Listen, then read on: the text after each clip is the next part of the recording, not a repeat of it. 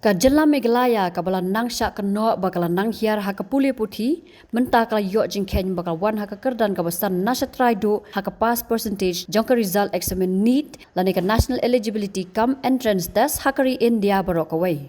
Shadien baka National Testing Agency NTA kala penbenai ka result examen medical entrance kat kum ki jingkhen jing dia da ka Ministry of Education lapen pau bagi lai hajar praspa khat san ngot ki blaya khon ya ka examen ha Meghalaya tang shi hajar praspa lai pnyongot ki pass but pass percentage ka long sau pra pon iwei san percent kata ha ka Kyrdan basan na shatrai do Ukashish Sami ubadai na ka general category ulawan sakmat na ka take result examen ha Meghalaya but yo ka Kyrdan balai jar nyospa lai puar kham haswa hapdeng ka jing penlong examen la yo ki kai phat baka don ka kanrom kanram ha ki center hanong po bat jowai henry kalong sa dum hadu menta ya kani ka jing bam byang ka rukam penya tho examen kala khata ne em ya ki khanna puli Kumban sukado baka Meghalaya house nam arjar arpulai ka yo sau pu khandai pon not iwei ka pass percentage jong kani ka examen NEET.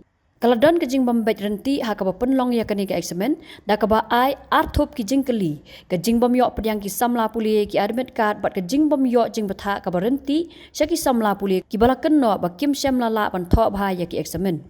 House nam arja arpsau ka pass percentage jong ka Meghalaya kala kham kiu banya ka jilla Assam ka ba yo sau punyo point nyo %, ka Madhya Pradesh ka ba yo sau pusan point nyo %, ka Mizoram da sau punyo point nyo san %, bat ka Tripura ka ba yo sau punyo point lai %.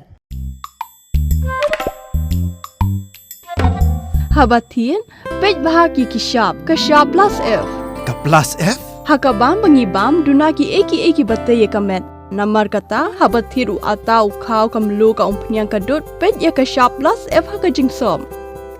Yaki nutrient kum ki vitamin bat ka iron la icon diat bat ka bathau bha kam khta I ka dur jing ki mar bam ka jing mat lani ka rukom shed yaki. Balehi banai kita. Ka don ka we ka jing mentoy ba kongsan. Ka kot ka khia.